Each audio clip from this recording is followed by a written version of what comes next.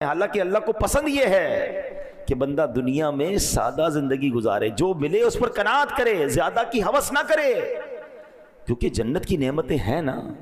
لیکن آج تو ریس لگی ہوئی ہے، اس نے گاڑی لی تو میں نے لینی، اس نے موبائل لیا میں نے اس سے اچھا لینا، اس نے گھر بنایا مجھے اس سے اچھا بنانا ہے، اور نہیں ہے تو دنیا میں اللہ کی رضا کے لیے سادگی اختیار کرنا، دنیا میں اللہ کی رضا کے لیے خواہشات نفسی کو روکنا، کیونکہ اس میں جب بندہ گرفتار ہوتا ہے نا کہ جو چاہیے کر لیا، جو چاہیے کھا لیا، جو چاہیے پہن لیا، جو چاہے خرید لیا، جب اس قدر وہ دنیا میں گرفتار ہوتا ہے تو ایک وقت آتا ہے کہ پھر حلال و حرام کی تمیز ہی ختم ہو جاتی ہے، کیونکہ اب شوق ہے ہر چیز لینی ہے، اب نہیں ہے پیسے تو حرام کمائے گا، نہیں ہے پیسے تو معاذ اللہ وہ پھر غلط کاموں کی طرف جائے گا۔ اگر انسان اپنے آپ کو روکنے والا ہوگا تو پھر وہ حرام سے بھی رکے گا۔ کیا خوبصورت انداز ہمارے بزرگوں نے اختیار کیا کہ دنیا کی دولت ہوتے ہوئے، اختیار ہوتے ہوئے بھی اپنے آپ کو دنیا کی نعمتوں میں غرق نہ کیا تاکہ آخرت کی نعمتیں باقی رہیں۔ ایک اور واقعے سے سمجھیے، حضرت عمر فاروق رضی اللہ عنہ ایک بار شام گئے، ملک شام، آپ امیر المومنین تھے، آپ کے لیے بہت لذیذ کھانا تیار کیا گیا، ایسا لذیذ، اتنا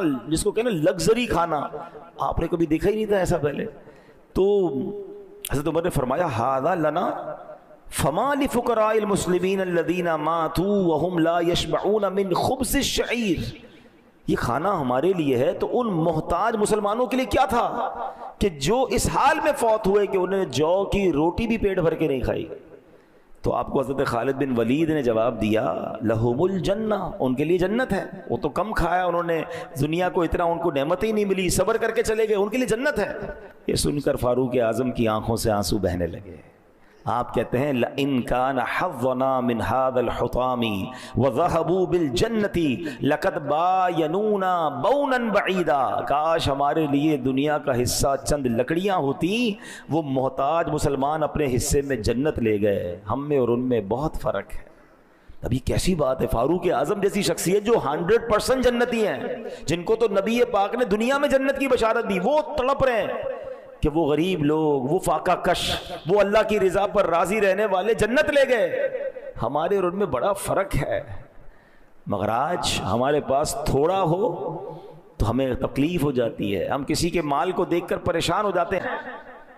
یہاں میں غریبوں کو جو ان کو اللہ نے تھوڑی سی نعمتیں کم ملی ہے نا، میں ان کی تسلی کے لیے حدیث سناتا ہوں، اتنی کمال کی حدیث ہے، وہ غریبوں کے لیے، تنگ دستوں کے لیے تو تحفہ ہے مگر مالداروں کو ہلا دیتی ہے۔ اگر کوئی سمجھدار ہو، حدیث کا خلاصہ یہ ہے کہ جو اللہ کے تھوڑے دیے پر راضی ہو جاتا ہے، ذرا غور سے سنیے گا، جو اللہ کے تھوڑے دیے پر راضی ہو جاتا ہے، اللہ بھی اس کے تھوڑے عمل پر راضی ہو جاتا ہے۔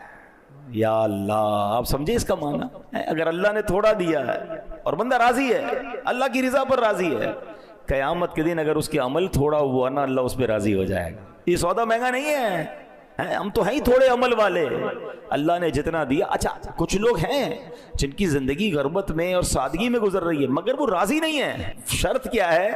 اچھا، بندہ کہہ رہا ہے یار کیا کروں بھائی، جینا پڑے گا، پریشان تو ہوں لیکن بس کاش مجھے بھی مل جائے، میں تو پریشان، مجھے ملا ہی کچھ نہیں، تو یہ راضی رہنا نہ ہوا نا۔ اللہ نے تھوڑا دیا تو بندہ اس کو راضی رہ گیا، اللہ تو نے جو دیا میں اس پر راضی۔ تو جو لوگ غربت میں زندگی گزار رہے ہیں ان کو کرنا یہ کہ راضی رہیں، اللہ نے دیا، اللہ جتنا چاہے گا آگے عطا فرما دے گا، لیکن راضی رہے تو اللہ تھوڑے عمل پر راضی ہو جائے گا۔ اس کا اپوزٹ سمجھیں کہ پھر جس کو زیادہ دیا ہے اور قیامت کے دن اس سے زیادہ عمل مانگ لیا گیا تو اس کا بنے گا کیا؟ تو زیادہ کی خواہش تو لوگ کرتے ہیں مگر کیا اعمال زیادہ ہوتے ہیں؟ بلکہ یہاں تو معاملہ الٹا ہے، غریب آدمی بیچارہ مسجد بھی آ رہا ہوتا ہے، ذکر و اذکار بھی کر رہا ہوتا ہے، کچھ خوف خدا بھی دل میں ہوتا ہے، مگر جیسے ہی مالدار بنا دیا جاتا ہے مسجد سے بھی دور اور برائیوں میں پڑ جاتا ہے۔ تو بعض اوقات تو مال آ کر بندہ رب سے دور ہو جاتا ہے، تو ایسے مال کا کیا کرنا ہے؟ تو اللہ کرے کہ یہ بات سمجھ آ جائے کہ ہمیں اللہ کی رضا کو مقدم رکھنا ہے۔ حضرت مولا علی شیر خدا کی غرض بات سنیے گا، کیا گہری بات فرماتے ہیں۔ آپ سے سوال ہوا دنیا کے متعلق آپ کیا فرماتے ہیں؟ فرمایا حلالھا حساب و حرامھا عذاب۔ یہ دنیا کیا ہے؟ کہتے دنیا کی حرام چیزوں پر عذاب ہے اور حلال نعمتوں کا روز قیامت حساب ہوگا۔ یعنی دونوں صورتوں میں ہم مشکل میں ہے نا، عذاب تو اللہ معاف کرے، اللہ سے ہم دعا کرتے ہیں ہم میں سے کسی کو بھی عذاب نہ ہو، حرام کمانے والے کو تو عذاب ہوگا، مگر ایسا نہیں کہ حلال آپ کو ملا تو اس کا حساب نہیں ہوگا، حساب اس کا بھی ہوگا۔ ذرا تصور کریں کہ قیامت کا دن 50,000 سال کا دن ہو، سب اگلے پچھلے حاضر ہوں، میزان عمل رکھ دیا جائے، سورج گرمی برسا رہا ہو، تانبے کی زمین خوب دہک رہی ہو، اور اس حالت میں اگر حساب دینا پڑا حلال چیزوں کا، حرام پر تو عذاب ہے، مگر تمہیں حلال مال دیا گیا، تمہیں لباس دیا گیا، گھر دیا گیا، اولاد دی گئی، نعمتیں دی گئی، عزت دی گئی، حساب دو، تو ایسی افراتفری میں کیسے حساب دے سکیں گے؟ اب اس بات کو اس طرح سمجھیے، حضرت حاتم اصم رحمۃ اللہ تعالی بہت بڑے اللہ کے ولی ہیں، ایک مالدار شخص آپ کے پاس آیا اور آ کر کہا کہ حضور آپ کی دعوت کرنی ہے۔ اللہ والے ویسے بھی دعوت میں جاتے نہیں، آپ اسے انکار کرتے رہے، وہ ضد کرتا رہا، کہتا اچھا ٹھیک ہے اب اگر بلا ہی رہے ہو تو میری 3 شرطیں ہیں، ان شرطوں کو مانو گے تو میں نے تمہارے گھر پہ آنا ہے۔ کہتا بس حضرت جو آپ کی شرط ہوگی مانوں گا، آپ میرے گھر آ جائیں۔ شرطیں تو بتائیے۔